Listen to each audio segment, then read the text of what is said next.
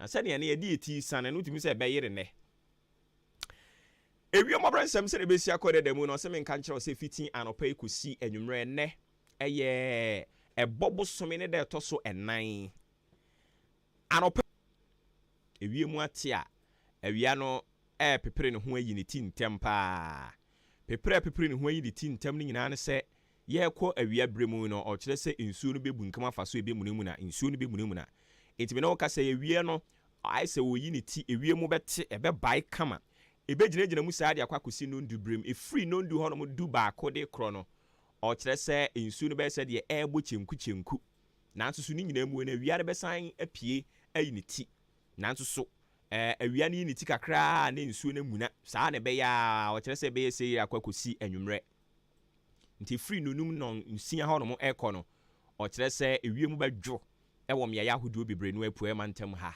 eno mo nti wadaroma ewie mbɔbrɛ nsɛm se ne besi akɔ ne damu no ene de ama anopa yi o kire se ewie mu be bae awia no be yi ne ti ebe gyina mu akosi no ndu free du ba ko ho no mo kro no o kire se nsu no be se de emu no mu na no nanso awia no be se yi ne ti prem to brɛ ho no mo awia no yi ne ti ebe nante mu aye ne fam die kakra bi na nsu na san ebunkam afa so ebe mu ne mu na ewie mu badwo ebe ye fom akosi no nsia no nso brem ewie mbɔbrɛ nsɛm abusia se ne besi akɔ eno ene ye de ho amane bɔ ede ama wo no afei nso no akyinkyim fidie ndi ato ha no mo a ɛha ɛna anokorafuo nyinaa obi ɔpɛ nokora de anopa yi ahaya na wotie ɔmo a ɔmo mpɛ nokora nkontompofoɔ wɔm de party akyekere wɔ mani a yɛde ɔmo ato amanyɔsɛm afiase no ɔno no wɔte yɛn kan no atim afiri ha nanso yɛse yɛmfa ne ho abi na ata na wa ata na abi na wa adwan yɛ adwan yɛ ka nokora de akyere ɔman na wo se yɛ mɛkorɔkorɔ wo a wo de wo MPP no NDC akyekere wani ɛde kɔ wuom wo nti ye betena ha me enka nokore wanya papa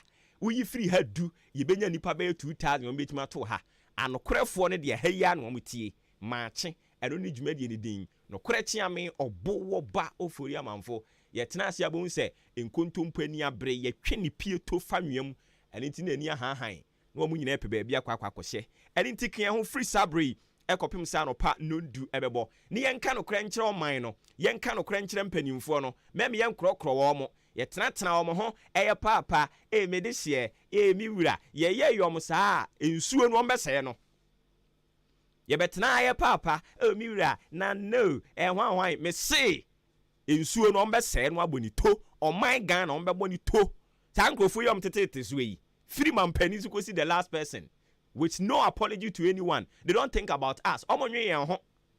So they also omodwen yen ho a ebi a parliament akwa ahomegiem. Yese momra me kwa do omka so momra kwa ka say ayi offense and witchcraft bill yi ni sa ne mane ma impo na wo mo ba be tenase ya ba be dwendwen ho. Omo ba ye omo beji loan atum. Loan no beji atum kra anye yasem because omo no yehunu so musuban no. Yenchendi FC. Amanyofo no e no omte Ghana he ye from Yenchendi United. Juma omuni dia no na mo anya bibi amamase a mo se ebeja abebo ekro no se NDC fo nka o manuntum galam sei ne ho a ewurade saa ne me pene abo me koba mebo saa ne no onimonyamfo franka no dompre o watimi arise ya baba ye majority chief whip e wo mayimra chebejafie asem ono no epie fi nanum no these are the people we have and we call leaders in this country. Omo no omo dwen de mayen na se omayi we mu na edwen mayen a ye mirengu ye bu ye pagu dantuom ya beregu ya wo awobone nti ye ba bi tutu yen we mu anyways ewurade asem ye de beto aso de ama mo akene mo akwa aba Ghana adisie obuoba ofore amanfo emamo ache edeba ahenkan 93.3 FM.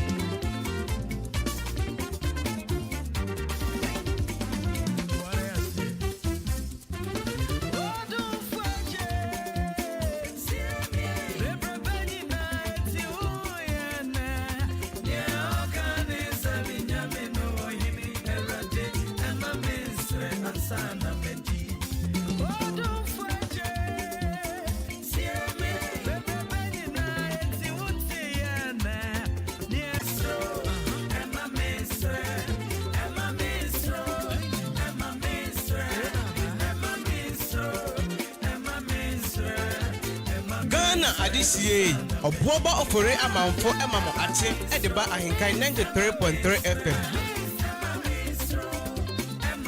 Yama we mo entiki attention. I don't see Yabako Yankopa Seminole. So, my catcher said this week in Yaye and say, Yabom Paye. What Niamimi Yen said, may receive prayer point at the amount. Now, woo fee, now a bohon empire. And intimate one and Timua. And then, Messign at the point ni be akahon at the amount.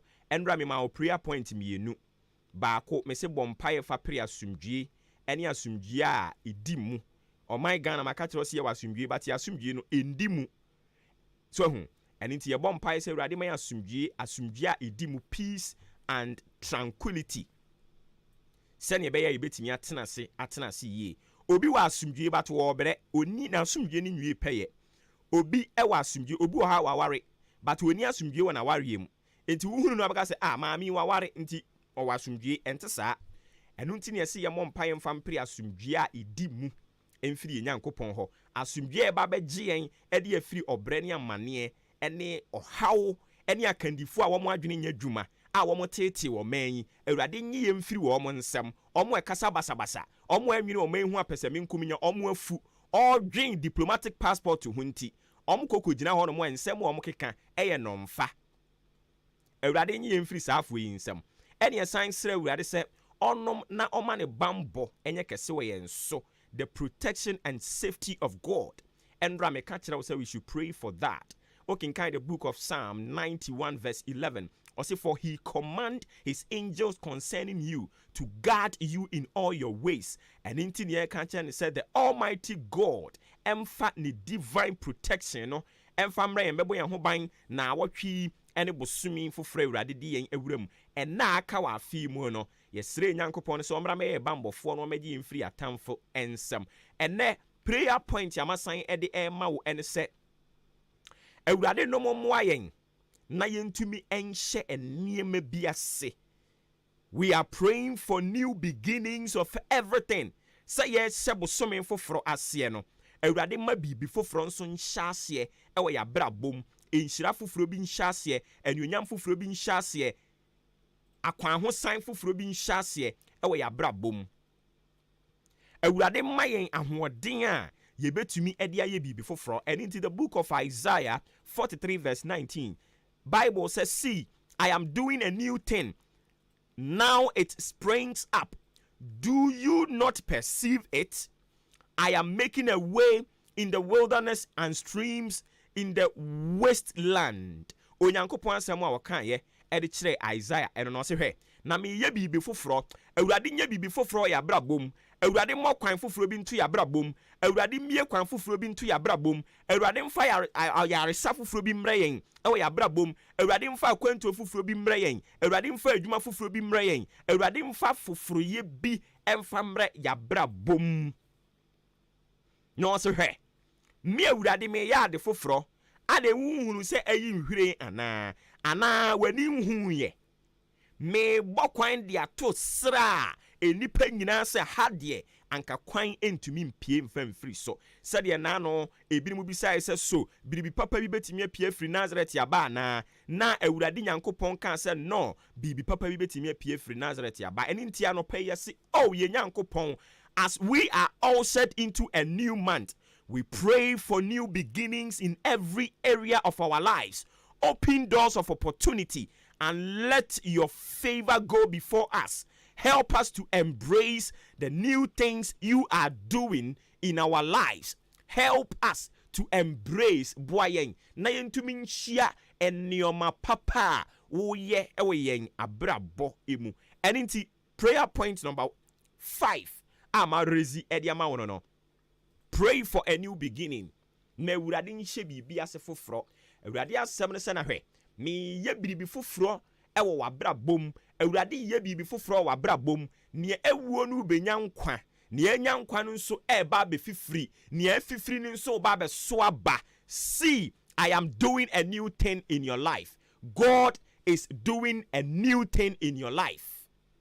Eba be bro adwene ne ntiase so. Nti ka tell awurade se mi wura ye bibi foforo ewo mabrabom efama me. Prayer point number 5. Number 6. We need strength and resilience. Sometimes, you hear some of the things na ebubu okoma. Oti asemni bia.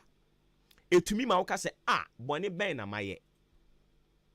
Me boni ane se me kan se me ko ware. Me boni ane se me kan se me tu kwan. Me boni ane se me gitu mu se adwuma ne meye. Me boni ane se me kan se onyame adwuma ne meye, osofo ne medi, evangelist ne meye, ensempakani ne meye. Meto dwom de ama sorry no. Me boni a me ye ya. Ene se me kan se I will serve the church. And one me boni ana. Until sometimes you need a strength because you hear some of the words a heart wrenching. Otia etimi bubu akoma ema akoma etimi bubu ka se de ben kwara asemnie ti sesa de ensem na esisi Ghana ha no eto de bia wuti bia wo se wurade no o mayi kura bone ben ne aye sa na tie o.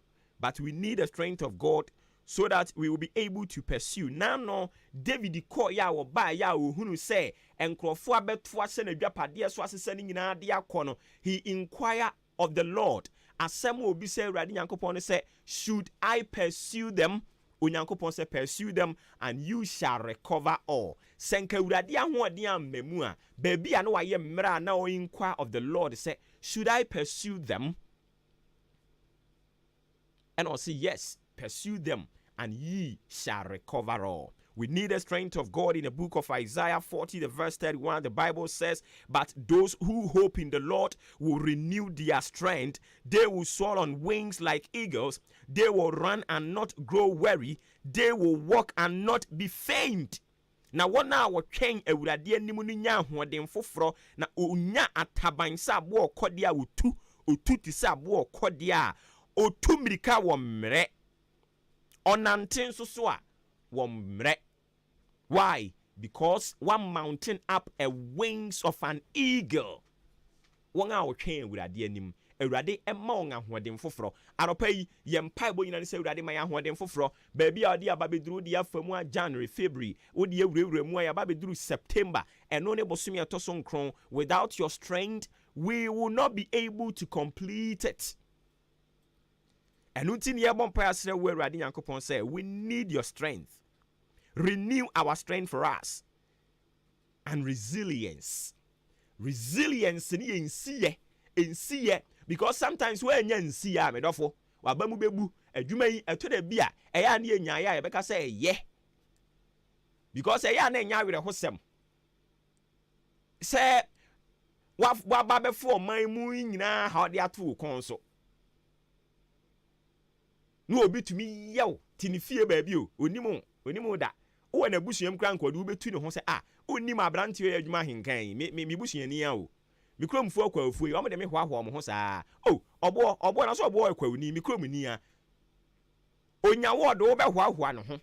But because of ne politics ne nkwase politics yo ya yenka no kra nkyere no nti o betena na wo ka no kra no ono te ho ne wadwaw ne bu afu without insiye wote sansem we bia untumi ntoa so obi za na me kra mpodi na meje me sorry anopa na makwa madwuma din a hwan na ebehunu me kra beye me nobody. But wa ba be fato ho so ene wo se we mo sa atirimodin fuoi sa bone fuoi sa wo mo ada na ohuriye moja mpom tirim da o ada na yamimfo o mo atoa so o man ne so a o mo no mo man ne moja o mo wi a masan kasa basabasa ade a kire yen ya nu o mo de besi agan ya du o mo betwi ban o mo so wo boa obi ti baabi o mo ya no mo defend ne kra kom de wo mo ekom ma ne ya no mo defend no o mo enya bidie ne kra no ya no ma kom no atom o mo a defend ye no o mo ye kom ma o ma ya se kom enya senketwa. It is sometimes you need the resilience of God before you will be able to complete the task. Ye nipa nti duru baabi anu abamu abu.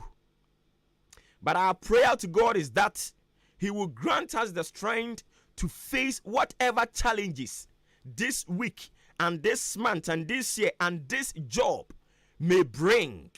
Renew our energy and give us the resilience to overcome every obstacles. We pray that we will soar like eagles, confident in his power, the power of God. That is our prayer. And it's vampire say would a day. Adwuma ya makofa to me ho so yi, aware ya makofa to me ho so yi, enkrofo ma makofo mo abeto me ho so, a me se mehwe wo mo, said ye besie bia me se mehwe wo mo no, obre wom, anytime wom, ateti wom, eduru ba bia na bamubu aba, me se meye papa. But eduru ba bia na bamubu aba. Ewurade mi yan ho den, ansa na matimi aye. Edwemu ha, esu ne ban ya maba wa edite ha. Me nyom ho abotre Ewurade, medi bone. Me nyom ho abotre edwemu ha, wan wi a mentimi ntena ha. Adwuma ya mabie yi, ensem a mete wo masum, se me nya wo ho abotre Ewurade, wan wi a mentimi nye. I need the strength and the resilience of you, God, so that I'll be able to carry out the task to the end. Ewurade ntire no nchiro no won kan ho. Prayer point amede ama wana pay no. 1, new beginning. 2, pray for strength and resilience. Bompaye se Ewurade shebribi fofurase wo mabra bom. Obo no ho mpaya. No ansan aba bebo Ewurade mama hoɔden ne nsiye. Said ye metimi dia ye wadwuma no. Eduru ba bia na nyame adwuma no. Edin. Asofudie no. Omo ye nyame adwuma ne omo ye ne yie pa no. Eduru ba bia na edin. Ensem a wote wo wasum no. Enya asem ketwa. But unhia nsiye ansa na watimi ayeden aye adwuma no aye ne yie. You need the strength. Unyame ahoɔden. And the resilience in see. Sometimes you have to get it. Because then somebody be disheartening. Otia ubi sa say nkrofo enti adwene aye nyina de dwene bi dom tirimu de. Because in some way na bi mo pie fi o ma no ba no. Ubi sa say enti adwene da ye nyina ye tirimu aye de dwene. Amo e bi dom tirimu de. Erade hu no man yimobo. Na ompeja yemfa yemfiri enkoa summu emfi nsima pon matena bia sports. Ene ye de to aso. Omu wie besan ba ne de aka nyina de abeka ho de ama wo. Erade hu no man yimobo. Ne onyi o man yin famfi atirimodenfo nsem. Onyi o man emfamfiri akohwifo ensem. Onyi o man emfamfiri emimfu a omadane ahuriye mogya mpro mutirimu da. Pesamin kuminya omo dwene omo nkwa omo ho. Erade nyi yemfiri saa ade mu. Erade nyi yemfiri ebere a enkwada o senior high school nkwada 18 years 17 years 16 years. Omo timi gi akini ya na yese ba akọ de sekan ya wo ne yonko. Bone ben ya die. What is happening? Nkwada o 18 years omo gi akini ya watimi ya ko school akotena ho no mo 3 years. Ama o chro won so hwe matwra next week kra na bi mu wie nkwada nketenkete 18 years gi akini aba akubu afu to the extent say e wose wotimi twese kan no wade woni mie ku no baby your mind yaduru no. That is where we have gotten to as a nation, and yet we have leaders here. Ebi mu kasa ubi za nti we nye kwagina live mkoto abama no. Erade ji wade hye ene ji o man efiri nkwasom mu ewe Yesu din mu. Amen. Sports ene ede to aso. Joe Maakye. Obi, mejo so. Bibi aboko de. Bibi I fine now so. Nyame ado me so me ho ye. Yes. Sure. Na ayi ne ya no wade aburo ni nkate de soma no.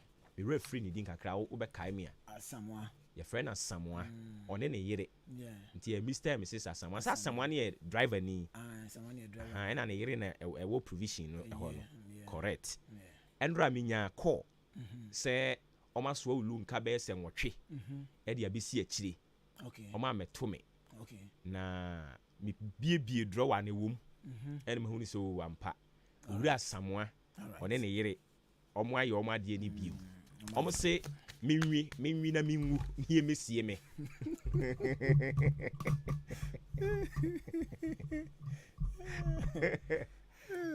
Rari ago for Mr. Samoa. But omo ade omo nya botre ye. In fact ope broni nkate papa Branded broni nkate. E broni nkate a abo nim. E broni nkate na ebi mu de na abo wo. But we mu de na abo nim nkyini ntwamu. Yemfa asi kire nwu ho. Nte bia wonni asi kire wonni enkyen a bruni nkate heavy one. I'm for crowd you call butchery. Now be jako. Ade na correct o. Ade correct. Now, yeah, can't be a man for make us say. Oh, Debbie. Sisi omo we him. First na me so omo wo. Oh, sisi Jamaica area ho. Oh, omo fie no. Omo Eben Akim State. Sisi omo kwa Akim State. Akim State side honum. Minim honum poten bet. Na ade no omo ye ne dodo ne ye nton we ana omo ye ne sen. Omo ton. There be like baby ade ne send ade ne kama no. O sen ko mo package. Na nka mo di bi kura be si ha. So hu. Na nka obi pe bro ne nkate heavy one. No aba beto. Abo nim. O wi aburo no nso so nye. We Ghana aburo. Enye galamse aburo. So aburo ni heavy. Enkate ne wo mu no so heavy. Mr. Samoa. Oh, na yero me too much. Too. Oh, na yero me too much. Oh, me too much. Dan ade na branding no nti mo de mo musuro e de bebre beba. Eh, serious o. They say mitimi wi ade no na me wura fi se wo se me ko paduane akase. Ko paduane di. Oh. Ni Samoa timi ye no. Oh, me too much. Ni Samoa ni yeri timi. Oh, me too much. Nyankopon hira wo. Oh, yeah, very too much. Nyankopon hira wo papa. Ade no so ye heavy. Heavy one. Heavy pa. Heavy. Enti I was here mo obi asohwe. So obi asohwe. Dan no catch him say bi wo Mr. Bidi ho minim say bia. Some Mr. Bidi na wa say ha ya yi. Abi nyo kwan no ho no. Okay. Aya odi bi bre no. Enti ya wonfa bi mre ayi friend say di o wase ha yi. Okay. Wonfa bi mre Afiamanza. Ye nchen ha ya. Okay. Wonfa bi mre no. Okay. On supply na correct. Supply na ade na ye kama. Ade ye kama so de mo obi aso. So what you say? Nti ebro ni heavy. Ebro ni heavy papa. So ba kan bo mo ye buru nchiwi a otumi say emu ye. So what you say? Ebro nchiwi no mu ye. O we out say yes, o we Ghana ebro. Correct pa. Eti Mr. Samuel wona we yere. Endra mama ade no. Me nsaka. Okay. Mo ye too much. Ya mi hira mo. Kan nyam so mo brand ba ko ne yemfa mbre GM. Brand ba ko na de break ana so mo say ye kan say ya. O ha na o send the message de ba. O de na je say onya asem o be kan. No. GM. General manager no. Yes. I say ya ye pese. Say o kan say ya. E obi opese obi sa say e LPM ana say ye na say o nwi bi. A wi bi anka wa anka san. Yeah, so one dey na do no. You must say ka GM anu tu. It's what you say. Nti bre o de bre be se miensa. O bre miensa e be ma GM bi. E be ma ne ma mi bi. Say bi o e da na ne wife. Ne wife ne ma bi ma ye ma GM one. Da ne wife be. E na make say o ma GM say de wa ma ne wife. Ne wife dey na bi.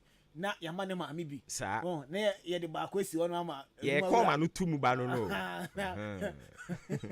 Asa dampa mu ko fu ade mu ye no ko dum ma ko diom ma na wotre sa de ya so bi ahwe ona widuna ko kama e dia wo se come anu tum ye be kabusia na no atum ye kabusia na no tum wi a na fe ye betena na ye ka Mr. Samoa aburu nchi wi ne ho asem a ono ankasa kra be send message aba say ade na de mu ma fa fa bi ade na de e too much esa untimi nkan wasem bebru enti aburo ne nkate papa heavy one Mr. Samoa ne yere Mr. Samoa ye too much so de bi ba bedi ho bedi no wase he ya ko ne ho na de kokko ba ko yi ba ko pe sa ba ko pe ebi mu de gu bottle mu mu de gu container de gu container ketua bi no de bi egu bottle mu package no woni nyina bi o te o ye de o try ba ko wi a o ba hwi ni nyina ye nkasa o mi hwie ketua bi akọ anhwa obetu aton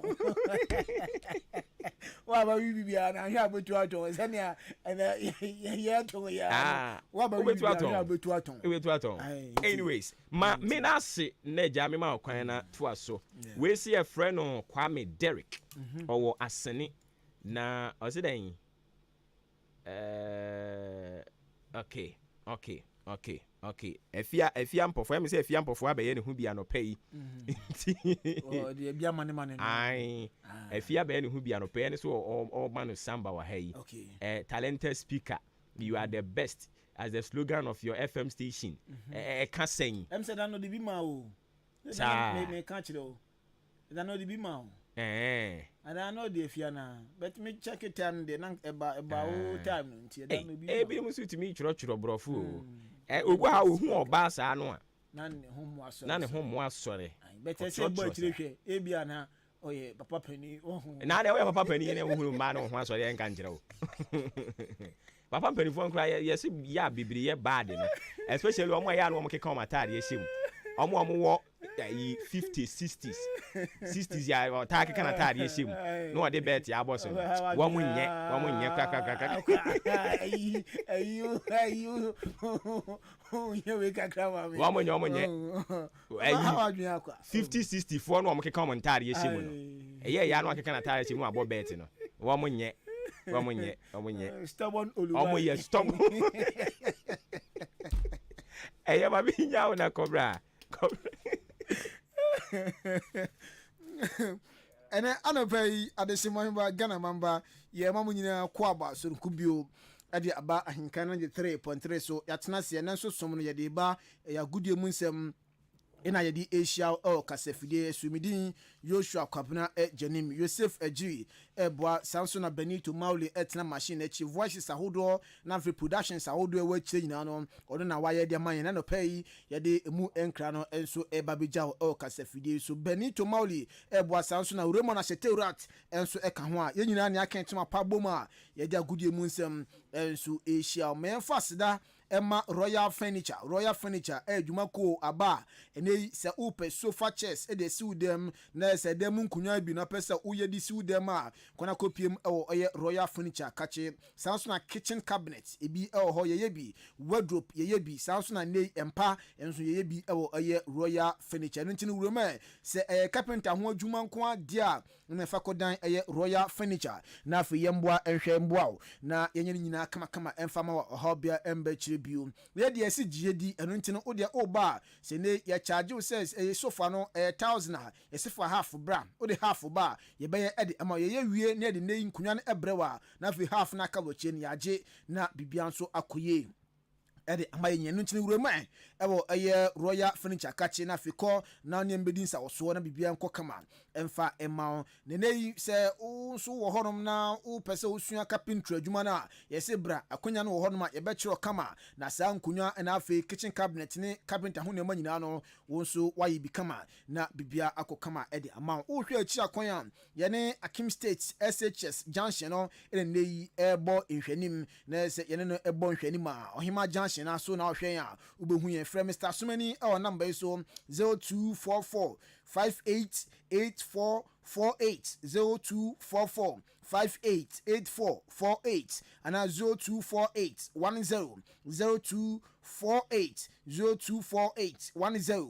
0248 na omne Royal Furniture ona ye friend Mr. Sumani enso edi enkomo na bibia akokama edi amount 21st September 2024 urani chiemu apro kumasi a ayade a na se Big Tree Fan Fest no enso baso we Ghana Tourism Development Company Limited GTDC Wamo any managers of Big Tree tourist sites and a Tourism Society of Ghana and so konakra nama nei ya the Big Tree Fan Fest no and so abaso unim say Big Tree I na say edua kese pan West Africa no na say isi Ghana Eastern region aprokumase na ewo ni ansa kan say 500 years na edua enso edi enutino mark 500 years no na ye call the Big Tree Fan Fest no enso a share so ye tunsa da fefre obi bia school for ene ba bia wo bia ne se bre na afi oni embahwimbom na yesua de de fa Big Tree no fa so de maye no na afi games enso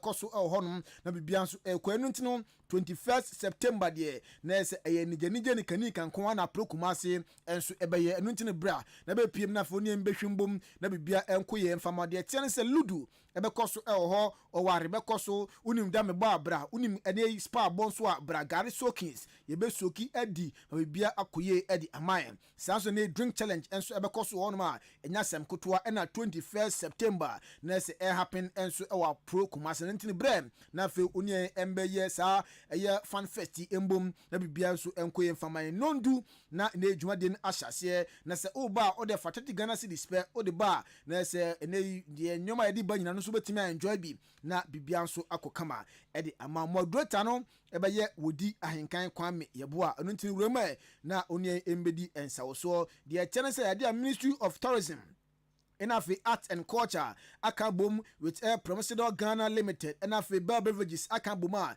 yede sa fan festi enso ede ebronuntin wemu na fe bra na bajiwani 21st September na bibia enko kama emfa emma Festus Enterprise Promotion no enso egusu a ekoso de tie ne se nei upe DSTV upe Multi TV upe nei Canal Plus anase HD Plus Star Times na opesa auto use anase recharge a kopiem ewo eye Festus Enterprise television yede bi aba brand bi abi ni size bi abi ebi Festus Enterprise TV guide freight guys ebi home TV antenna fe TV wall mount size bi abi bonya bi ato eye Festus Enterprise akachi satellite dishes ebi TV na afe decoder remote yede bi aba decoder stands bonya bi ato Festus akachi enya no nko a etonton air conditions bracket nso no bonya bi ne wato CCTV cameras yede bi aba de chene say ye fixe wadwumam office school ede amma ba bibia wo bia no nso bobonta na bibia nso akoye ede amma enu ntino brai na afe oni air Festus Enterprise enso emedisa oso na bibia enkoye emfa emam de tiene se Festus Enterprise yani Mkopa Ghana enso ekọ partnership amenei ya the original Samsung phones enso free eno ntino se ope Samsung phones nei eye original enso ayusu a ko na kopiem of Festus Enterprise akache na afiye mobi na ye di free ye de mam de hia so de kakra bi beba o de kakra ne ba fa Ghana card eka ho ye de phone mal na afi de 4 to 6 months enso atua na afi phone enso abayo dia forever na bibia nso akoye no ntino super Samsung phone use dia ko na kopiem ewoye Festus Enterprise wo hwe achi akwan a na eseni chimasi sport no na ebo ehwenim na oduo no totoani bonse nei MTN color building bi honom ase honom ano na ese oba bra oba piem se nei Mr Festus honom no bra no ne medi nkomo na bibia nso enko kama emfa emam 0244 515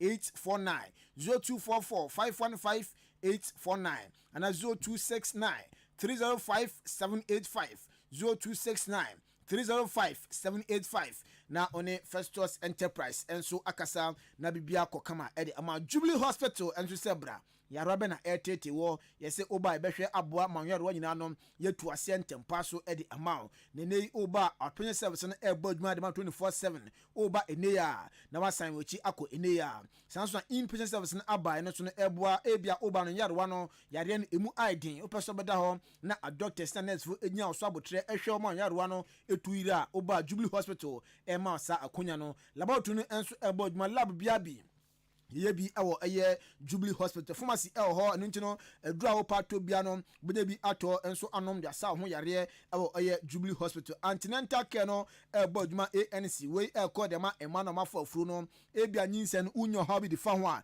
yese bra na fe yehwe enso anu ntempa so emfa ema postnatal care no enso aba call dem nei awofo na mawo awie no nkwala no omunyi mu no enkoye mu bagye nkyerɛkyerɛ na mama no omunyi endina brane ahodin me na bibia nso enko kama theater na aba surgeries operation ye no one time or Jubilee Hospital at the amount maternity enso de ma apemfo ultrasound na fe electrocardiogram machine enso aba when scan biabi yebetwa bi at the amakaso ntine enso aba nei eboa ene yaro bi ehyeso ho anase bibi ekire wadwen so ohun ba bia mfanfa ohun anamo bia utuda fa ho a esefa be na kanso ntine afo mohwe enkanso kama na so ha no yenyi emfuru so ma efie ni ekire enso enye din afa wani na ohwa dia ohun a esi tumda yo iconic ma woni yare nyina no yede behwe asa etu ase ntempa so enso edi amount dental clinic enso aba wo se aye cholesterol woni enje ho opese otu sin opese o hye osin a bepiem ewo eye Jubilee Hospital afi diabetes any hypertension for no fere na pa bia no nchekire enso ekoso ede mamu kantin wo ho no ntino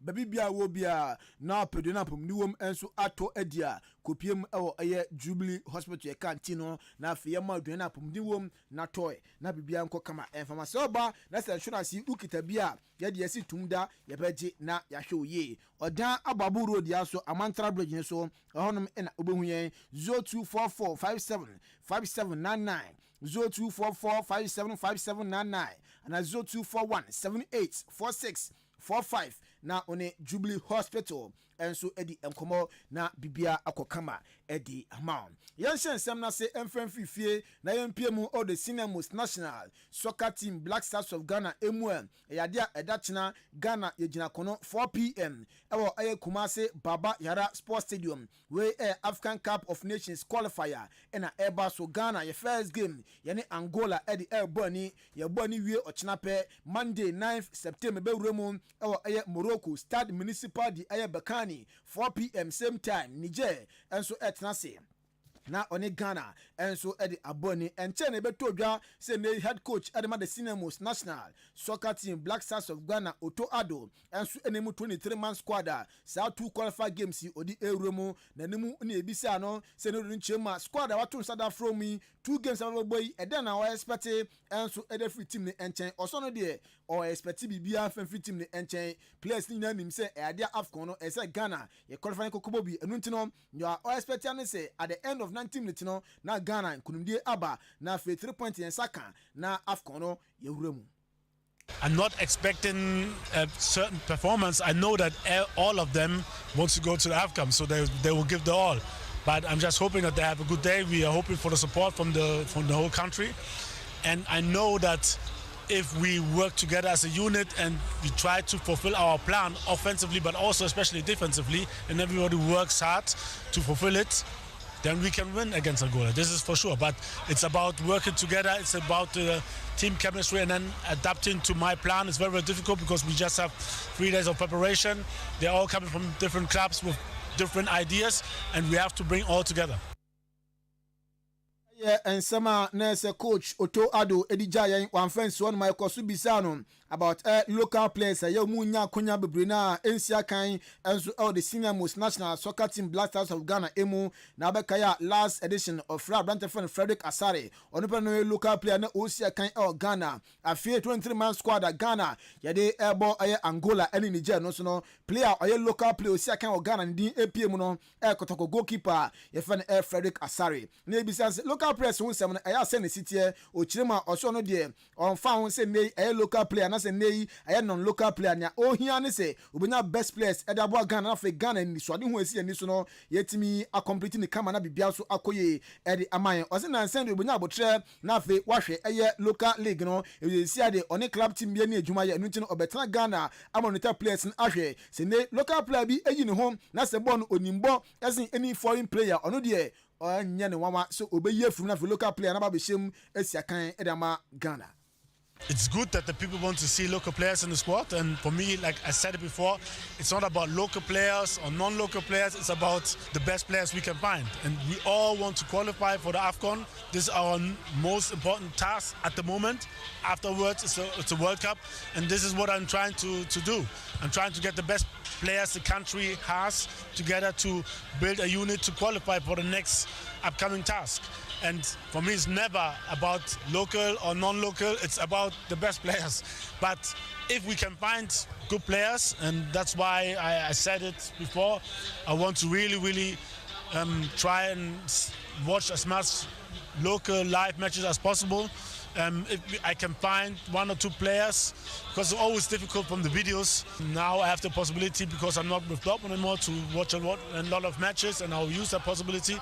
And if we find someone where I think like he's better than another player, then why not? Summer head coach Edema Black Stars of Ghana Otto Addo enso edi ejaye Brandon Asante Thomas ono so oya striker na se call up ni din APM bi osi akandema Coventry City or England Championship no second tier o ma Ghana dia Division 1 na Brantefon Brandon Thomas Asante oginem esi akan ewom enso ebo England na dia squad no Otto Addo enso ebo ndin wom se Angola na fe Niger game Black Stars edi win time so AFCON qualifying o maginem na fe nkonkude enso enfama Ghana ebo pini bisa se team no crampo net se de mano o say yes ube piemo all camp dia na se confidence all camp all high pa ye na players no obi ability and talent kita no ebetimi aboa mamayi na se Black Stars o metimi actual great history enso Ghana ha na o say o hwe anim say 2 games edi Ghana nemi ye be bo na afia abɔ ne yie na bibia nso akokama ɛde ama Ghana ebisan sɛ na wo kra bo no wo gide so benya bi abɔ ɔsɔ no de ɛyɛ amafo hu sɛ ɔyɛ underdog de nanso ability kita no na afɔ hwɛ adwuma ɔbɔ de on the person best striker leading striker enso ɛde ma Black Stars boboko no na mpo sɛ wanya konya engine mu afama Black Stars against Angola ɛne Niger ɔde support ɛbɛta mo mbɛgyina mu abɔ n'akyi na afɛ nkunumdie aba efiso mu nyina ɔmunya individual ɔmuye team.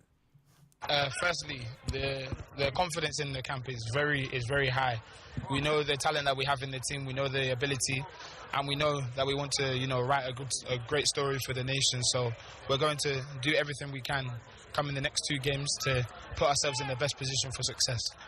But we always know going into any tie, any qualifier, both teams want to win, but we got to make sure that we want it more than the other team, and we always have that hunger for ourselves for the whole country. So we're going to give it our best shot and make our best attempt. I've never had things easy in my career. Maybe some people see it as an underdog, but I've always been ready to work hard. I've always believed in my ability that I can make it to be a Black Star, to be the striker, and that's what I want to achieve. And also I'm going to look to support the boys because we're a team, and I believe that we've got a lot of talent in the attacking force as well as the defensive and midfield. So I just want success for the whole team, and we'll look to achieve big things for Ghana.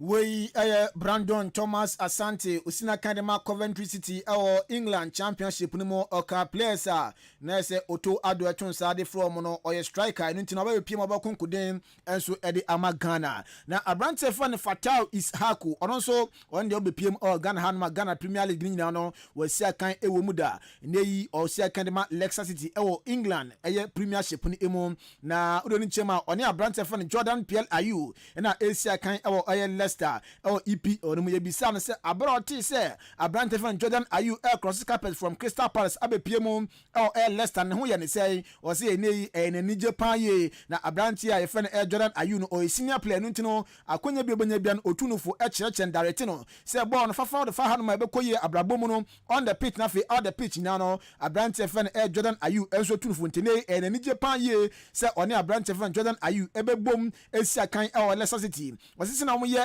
national team no on be try no more enso Leicester bibia so akoye edama no o se against Angola ne de on be kan bom energy ne soro paye on be kan bom na bibia so akoye ede ama Ghana oni ni team no ba hwe abo na 3 point no omunsaka ede ama oman konkron Ghana. Before I heard he was coming, I spoke with him and I was happy and it was amazing. Right now I'm happy I have another brother in my team, and yeah, we do it together as always in the national team, and we are going to do it more in the team as well. He's always a senior player and I love playing with him. He always guide and give you more advice, and even outside and inside the pitch. So I'm happy, and I think it's going to be easier for me playing with him both in the national team and club, and I'm so happy. It's just another game, and we just go with full energy, and as we always have the support, and we are ready to also give all for the nation, and yeah, we are just going to give all and take a win. I just want to say we need the support, and we are ready. We are going to give all for the nation to get the 3 points. We ensema Fatal Isaku enso di jayen wabra ochina Black Stars of Ghana wamo etna se Kumase Baba Yara Sports Normani Angola edi Albania eno match day 1 of the African Cup of Nations qualifier eno so basun emu yempiem U20 Women's World Cup no Colombia 2024 na sa World Cup na se form na Ghana yenso Yakobi epiemu Group E no yani Austria, Japan na afi New Zealand nei Group E. Ghana yebo first game Monday no amene Austria for chien enum ye kanu mienu a ye tekanu baako ye next game enso ebeye ochina Ghana ye ne Japan ede eboni 10 o'clock am na ne sa dwumade no enso eba so El Techno Stadium Bogota Colombia minimum na sa game no na se form ye wia third game no enso ebeye September 8 Sunday eno no anajo 11 o'clock na dwumade no enso eba so Ghana ye ne New Zealand and I did every time so address a bit na concuden at the aqua nima. Your first game against Austria, Ghana Tenasi, ama Austria fwe, omuchia no me kanimu mienua, yeti kanum bako, we go sa, edikan kra Austria phone, omashe or mabomu, and so our air tournament bia ase, the Ghana neseti sa record no. You see basically head coach, and so Adama Ghana U20 mano, Ochema first game against Austria no, that's a Ghana and starting on a slow note. First half no, na a slow cry. Chances be nya no. Na kese timi utilize na dig boss no eto atema Ghana timi di nkunim na so na slow enu ntino ye ntimi utilize afa chances no enso engu atenem na ohwe nim se nei pressure kakra wo camp na beboa ama 2 games aka Ghana nim against Japan na New Zealand no Ghana beto concluding da ko enim na bibia nso akoy osi isi ade ne ehia nkunim die against Japan na New Zealand ye nya sa win ni dia e Ghana esanso air park ye bag abepie mu e wo Ghana bibia nso akoye e de maye. We started slowly, getting to the latter part of the first half. We started raising up our game, and for the second half, yes, we dominated play, getting to the latter part. When we were down by a goal, we didn't utilize many of our chances. We had many scoring chances that they had, but we could not utilize them, which was unfortunate. So I think that this is where we have to polish very well, so that we'll be able to be in contention. The second half performance was very good. If we had started the first half like the way we started our second half, that would have been super. They would have been down, but unfortunately we started slowly, which is unfortunate. I wouldn't say that there's no pressure at all, a little bit, because if we had won this game or even drawn, that would have given us a bit sort of motivation. But now we have no option than to go all out with the remaining 2 games to go. We receive Bazigi head coach Adama Ghana U20 Embano Nenkomo ena Odiejan Afa World Cup Ebaso ewo Colombia ni emu yempiem arm wrestling mwe ayadia the world arm wrestling champ competition no enso ebaso ewo Moldova na championship ebaso Ghana yenso yewura mu bi amekokonkudin ewo police ni ba anidin adi Grace Minta enso ewura mu akonkudin edi gold edi ma Ghana na nana dokopie mu Ministry of Youth and Sports any minister Mustafa Yusuf eko share kodi nkomo na abayo no echiechie mu na se maame no echiechie mu ekwankro fa so eneyi de ehye ni nkranti a okonkodi ndi kola nima oji gold edi ma Ghana. Na meninda se metimi age medal ama me my Ghana essence na ye dosun 61 countries enye ni paketo a enso medical call world baako me call no menya hweamra me my Ghana nti esa na I say eni da so na ya san free mu so we dey me di che me mu say e wo say me di mitisi form na mitimi hye me my enum nyam nti me mia mani e bom modern we ayankoma Grace Minta police ni ba nei ubepiem amresima ojini din wom no emu nkomo na odi eja ne wabra owrem Moldova na afi amresimu waji gold enso edi ama Ghana no emu nkomo na odi jaye ne FIFA U20 Women's World Cup no Ghana de yelusu first game na china ye boy next game nemom games bebre na ekoso Costa Rica omo etnase omo chi Netherlands na ise Netherlands for echi Costa Rica rather ebo mekani menu Costa Rica entimi anti Japan omo ehye enson ama New Zealand enso entimi anti bi sanso na France omo etnase a Brazil etwa mekanu miensa ama France entimi anti Mexico enso ehye menu ama Australia enso entimi anti ekanibi Colombia ehye baako Cameroon entimi anti Fiji etnase ma Canada etwa ekanum enkron 9 goals ama Fiji for no omo entimi anti ene nondu ebo Germany etnase ne Nigeria ebo next game Nigeria first game odinkunum ekanum baako ye hwe nim se obo Naija ebenso betime di nkunim over Germany na bibia nso akokama edi aman Spain enso etnas na afio ne Paraguay enso edi awentam so nondu we games akopie mu ebo next FIFA U20 Women's World Cup no a eba so di mu nkomo no enso edi ejao na do ni chem AFCON qualifiers na ayade a ene dwumadie no enso ehya se Comoros wo mo ene Gambia edi ebo ani sanso na Libya Namibia omo etnafe na omo ene Rwanda ede awentam so Tanzania ene Ethiopia ena ebo na fe Sudan enso atnase na omo ene eye Niger enso ede abone sa two nations yi omo e group no mti ye monitor Sudan ene Niger no resource be PFM enso aba na fe dim komo no enso ede eja we kakra eno so no na se efi eye na AFCON qualifiers lim eba ye dim komo no enso ede eja Liverpool former defender and the Yoel Matip na report and second say that Branton Otifia only club biabo 3 months ago no the Liverpool club no enso eja ho na him say ya West Ham o maton Branton fan Kaizuma enso akọ Saudi Pro League in West Ham so mu hianla defender no ntino report yensa can say West Ham for say Branton fan Yoel Matip bona obodi ma Liverpool no eso ni pa ye and so Otifia so mbo bra bia de o mepim o West Ham na from to so embo djuma enso enfama West Ham boboko ne o EP enemo Luis Suarez nya bane se ya da Friday Uruguay ene Paraguay game ba kubo na Luis Suarez se sa game a so Friday yi obo sa game ni wie pe international career no ya de aban ewe retire e free international football ma on to aso nsia kan fama Uruguay national team ni ebio na taso be PM Uruguay no Branton 142 games na wabo e ama Uruguay o share 69 goals or 39 assists enso e ma Uruguay man no menuka said the on top scorer also Uruguay nti oya Samoajan Uruguay bibia enso ekokama ed ama Abrante fan Luis Suarez wa announce say against Paraguay Friday obo wiepe ye hu Abrante fan Luis Suarez ejinemo enso esi akan ed ama Uruguay man no ebiewa erimu nkomo no enso edi ejao Abrante din ede Matt Hummels Abrante no na osi akan ma Borussia Dortmund no so mno ka say de ofia oni adwuma bia ye na ne eba no say Roma for enso asene bid eda koma Abrante NJ na fe onjintum no mbesan enfama boku FN Roma na bibia nko enfama efise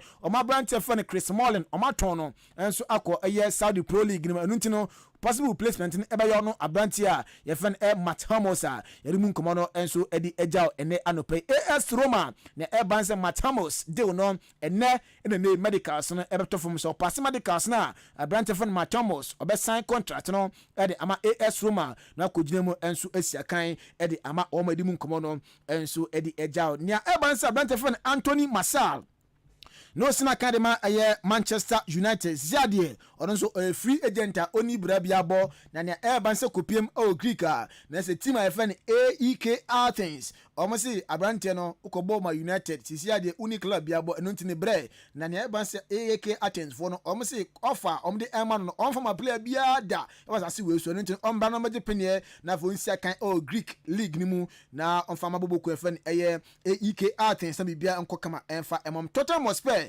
na fe Chelsea former coach efan Mauricio Pochettino na Eban said this week and Wednesday until enter Friday na USA national team no Oma appointing as a new head coach na obeto aso aboduma edi amomo omso coach efan Greek Betla no Branton be PMA odom Copa America US vunam ko bobo brabia o Copa America no enunti no so we wani tun so ahwa na World Cup US bejesi na so host no afon bobo brabia e World Cup no enunti no omo pa Brantia efan Mauricio Pochettino se ombra na for USA national team ombeje premier na for on coach na on prepare ho na for World Cup 2026 eba so US Mexico na Africa Canada no onfa US embejim enkonkoden na bibia nso enko kama emfa emomo we enkoma enso no efi Mauricio Pochettino akachi eba erimu nkomo no enso edeja on this note yegina so na ede nenso som no edi esia na afi jumadia aka no enso atoaso medin Joshua Kwabena ejenim Yosef Fajiri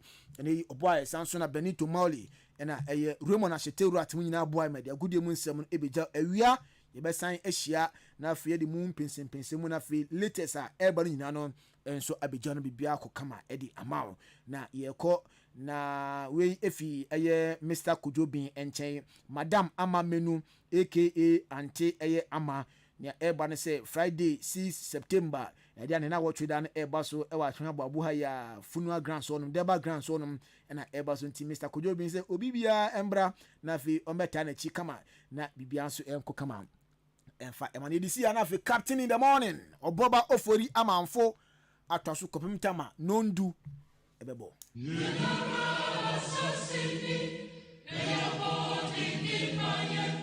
Moja na numcheku nyanzo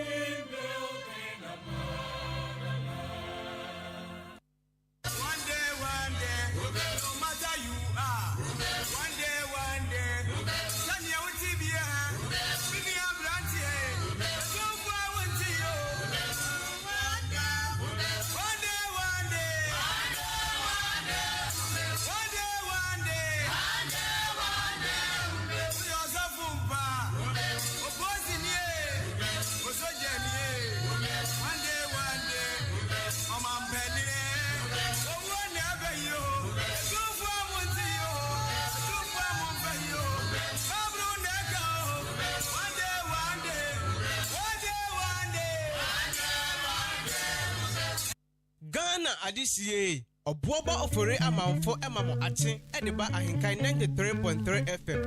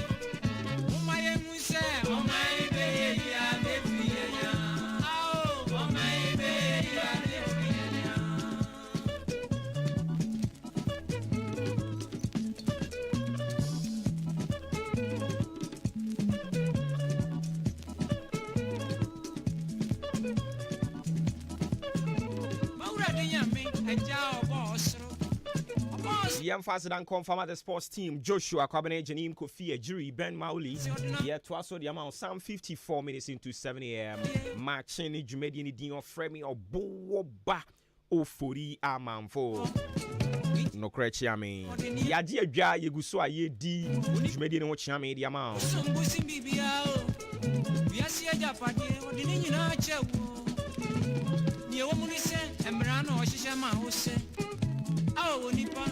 Some rasa mwiso asasi a wotisono asasana juade no suani mrasa mnasuwa wasas aropa yegusu a yebisase wo men ebe ye ni no gana ma tuonya mrasa mweni oh mine be yi ana wo vem ne so ate mrai ni edisiana Memo akwakotie mu mpanimfo amoto abama a omo no baako na asem o kan ye ewo parliament MPO a ye address no a ye kan honorable one fa honorable na nka ho otimi ka kire se ne din no enye complete ubisa se die ntina ne din no nye complete ya o se one fa honorable no anka ho odo honorable ne ka ho ansa no be hu se ne din no aye complete honorable MP and come out with DNA. Sit down and listen. And I'm very happy when the minority leader challenged us that we will debate this matter and the culprit will be mentioned. In fact, we are ready to debate now. If we are to look and investigate both sides of the house, you have had the opportunity to rule this country before. I can tell you, you polluted the water more than us. You polluted the water more than us. So let's get matters straight. Okay. Enti afei. Hi, I said we high radio so.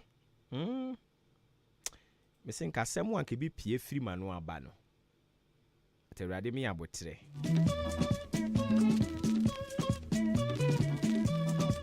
Say eyokwan bia. You polluted the water more than us. Inti wa admit inti endra we say endra me ka che say galamsey na Jubilee House of 4 na hihye chiri hunzu abeji atum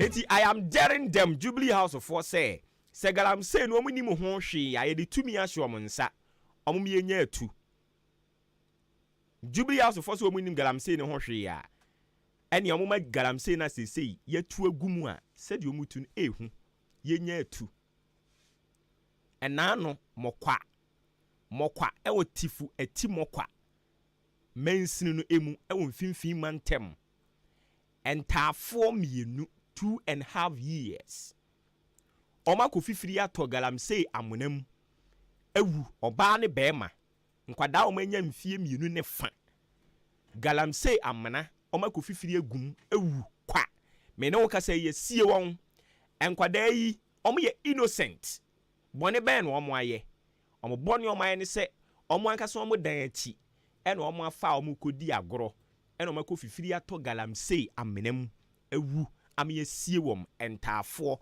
na ene oyire kura anyem no wo ba ko etesen na wawo mienu na omo nyina ko fifiri gu galamsey amenam ewuo just like that na wo hwe ni mu sempanimfu a anka omo be koda sumiye so adwene no omo pe solution a ye behwe na wo mo etu galamsey no atimi ati won so atua na yi ni nyina free ho na se eye adwuma na eni ho nti na galamsey no ama omo tu ni bebre a ye be bie nwuma de ama wo mo na omo agyae galamsey no na omo akwakoye se adwuma no opaniyo asem ono no kan se ndisi mfo nko ma no ntum san say they polluted the water more than them more than us na ye say MPP for enti andra me ka kire wo say galamsey no ekoso no Jubilee House crème de la crème a omugu ho no bebre no galamsey no omutu eno na majority chief whip Frank Anodom Prince and when adu agiri mrahye bedwani wa ba be confirm no o see NDC4 polluted the water more than them enti wa admitted the fact said they are also polluting the water. These are the leaders we have. Oh God, save your country for the hands of this blood-shed people. Mushiye mojegu trimoding ayomuma. You polluted the water more than us. An elected member of parliament of the Republic of Ghana. The statement, no. Afrakuma Community Hospital say, Yadia dia wa town. Eninti se wote se oba bi dodo wa. Eya no ato afa no ho no opo ahwe wai. Mane mpa onhwe. San se yadia na no aye den. Yadia bia wo de kwa Afrakuma Community Hospital a. Wo mo behwe no mo ayi e de afiri ho no mo. Yare a Afrakuma Community Hospital entimi ensa eye jimi. Jimi ni adwamambo de eno no okọ Afrakuma Community Hospital mo ntimi ensa. Apart from jimi ni adwamambo, yare bia o de call Afrakuma Community Hospital a ombetumi ahwe no mayi afiri ho ama wo OPD lab theater labor ward children's ward ni nyina wo ho no mo doctors no 24/7 omo bo adwuma me pa cho ni mo bi etwo hania etete no aya no ma na call Afrakuma Community Hospital san se ho no yade enko ho nsan ma ya gi yade no ne ya ma wa yaresa ne apomuden na ade akotoa obra a wo boso frɛ wo mo 0597 005963 0597 005963 o frɛ number we ya obejo so Afrakuma Community Hospital one crying ama sama no dru Stadium Junction ho a taxi rank na wo ho no ofa ka kyerɛ se me kwa Afrakuma Community Hospital I said ya wo ko new life kwan no so no aha wo mo besiu e wo Afrakuma Junction o ka kyerɛ ne se wo mesiu Afrakuma Community Hospital a o mo besiu wo junction ho no mo nti wada romaya na wa ne sa pepepe e di amame Ghana Tourism Development Company Limited wo mo no mo manage Big Tree tourist site no na omone Tourism Society of Ghana aka bomu a omode Big Tree Fan Fest ediba na ni nyina ne se Big Tree oba bibire mu atoye ha eno ni dua kese pa a wa ha Ghana ha nso enua wa ha nyina wo mo hema wo mo hene ene Big Tree no a esi epurokuma ase na omo kire se efiri se eba be si ho no mo no enya emfrinhia no oha no enum 500 years and into omo ya amamre ne amane na omo de ahye sa afa no abusua wo hwe niam a wo mo aligning up a o kire se be koso no a na te se ye ni gisem wo mo be kan abakosem e fa Big Tree no ho na afi ya bo awuram eye pade ahunu kwan so scientifically no emfaso e wo Big Tree eso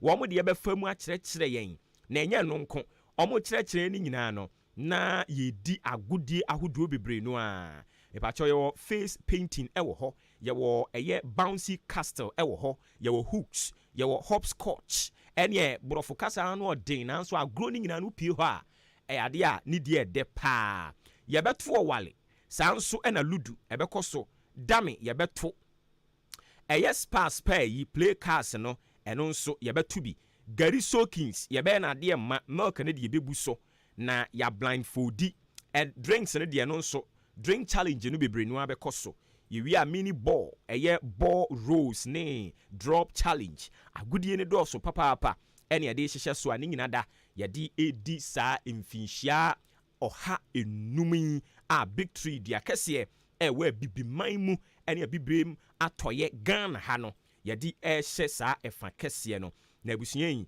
osi ye bedidi ye benom na bibia abo nso eda fom pa a ni nyina ne se empanimfo afas ekadodo no a wadaroma ya to nsa de afradwumtofo anintire ne akentena wamo a wo mu nyina ba bedi agro mu ama nneema atumi akoso na anije atumi akoso ewa purokuma ase Nyankopon ya dom a ebobo sumi aye wo mu yi ide etoso aduenu baako ena adwumadie no ebekoso abusua non du pepepe na adwumadie no afiri ase o ba ho no mu a gate fee ubetua gate fee no eye 30 Ghana cedis cedi empimaduasa pe ena wu etua 30 Ghana cedis ena wu betua na tese oni wabusua wo yere wo ma ene abusua santen ni nyina mwatimi awura mu akwaje mwani enti Big Tree afahye no abusua aduru ho na ne adwumadie yi wo ba bedi ho chiame eye odi agromu odi ahenkan kwame ye bowa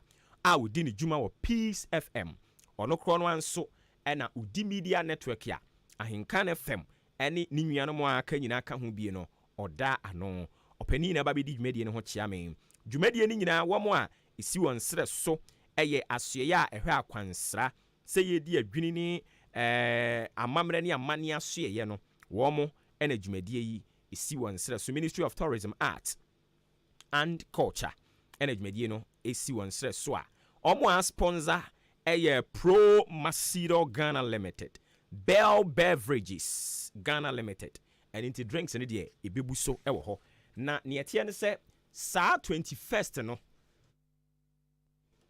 eye fuofina eye holiday ene edidi kwame nkroma woda ene nti ye nyina ye nkwa dwuma nti ye nyina de ni bakirem na yakọ ama prokuma ase eho aye enikanika ɛhɔ bɛyɛ sɛ hɔnihɔna na yɛnhyia hɔ na yɛn nyinaa yɛmfa anigye mmɔ anigye mu yɛsɛ brɛ ma menkɔ na ɛnɛ wɔn a ɛyɛ wɔn a woda no yɛntete baako mmienu bi mfiri hɔ no mo na afei woda akyi nti ɔbra kwantuo ɛne mu afutuo yɛmfa ɛntoa so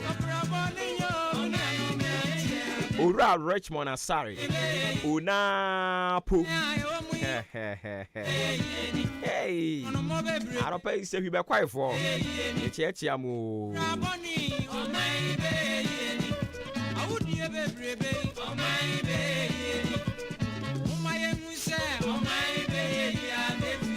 So let me start with this one. A glorious happy birthday going out to Amankwa Grace in Shraba Wisdom Rashida Abubakari Odene ho ya osika Sikanin Junior Eyiram Ena fe Adoma Jemima Ene eye mo nyina ma woda Erade nka mo ho na mo koma so ade onye ni nyina mfa ma mo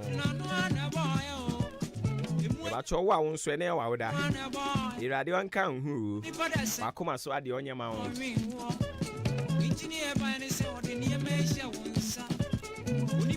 Udachinti.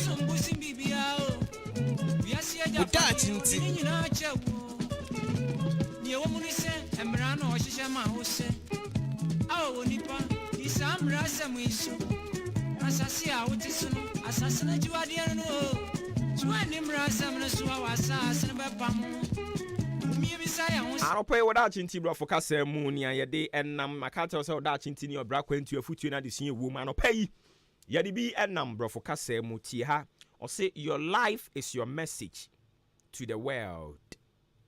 Full stop. Make sure it is inspiring. Your life is your message to the world. Make sure it is inspiring. Asɛm nyinaa ɛno no wabrabɔ a wo bɔ no ɛyɛ asɛm a wode kyerɛ ɔman no ɛyɛ asɛm a wode kyerɛ wiase ɛne nti wadawroma ɛyɛ ana wahwɛ sɛ saa asɛm no a wode kyerɛ ewiase no ɛbɛyɛ asɛm a nkrɔfoɔ ani bɛgye ho. Your life is your message to the world. Make sure it is inspiring. Your life is your message to the world. Make sure it is inspiring. Nti ene yebo Dr. Kwame Nkrumah din a abrabo ba be boy ye no aba be ye message a eno na yen ye ka. Eni nti enam abrabo ba be boy ye abrabo papa nti yetumi ka se Kwame Nkrumah nti ye nya akoso mu dam. Now it has become an inspiring message to the world. Yetumi ka se Kwame Nkrumah da Roma yenya factories bebre. Yetumi ka se Kwame Nkrumah da Roma oman Ghana nya ne fa ahodie enkrofo bi ahyase omoji ho akyinie but eno de obagye akyinie na akwakosi senya da Kwame Nkrumah ne yenim no opa asesa opapa fa ne gusika so opa fa papa eba be ye the capital city of the ndien yenim wa yenim Kwame Nkrumah ne ye de yenim no mo amoka ho nyina hwa dankwa asumasi alote ne hwa omo nyina ye omo famu de but Kwame Nkrumah ne yenim no yate. Kwame Nkrumah braba oba be boy no na ye message to the world. And inti ene wonte ase but okwa bibiman ahodo mu a omo aye ni statue e de asi ho a omo hye na nuonyam omo hye ni in crying na ye nhweso de ama afoforo se won so be bobra na obo ni yi a e ba be ye inspiring to the world and people will begin to derive inspirations from it. No mo de abo omo bra medofo abrabo a wo boyi eye message yo message ne sen message a wode ma wiase ne sen we de na brabo obebo ye no eye sebe e ma asem na oba be ye yebetimi aka se ma asem ne be inspiring to the generations yet unborn. Oh papa we abrabo obebo ye de nyame am no kreni obebo abrabo din obehwe ne ma ema ne ma ebe ye. That is the message you have given to the world, and in return baba be ye inspiring. Oh okay, any as papa we be hwe ne ma mama be ya de for dia any me nso me wo a me hwe me ma se maame wei esi nkete ne kunu gyae no ne kunu wu gyaa no nanso so wanka se me kunu wu agya me nti me ma ne menhwɛ wɔm ɔba aboso ene ebi ye teacher ene ebi ye nurse ene ebi ye nsɛmkyerɛ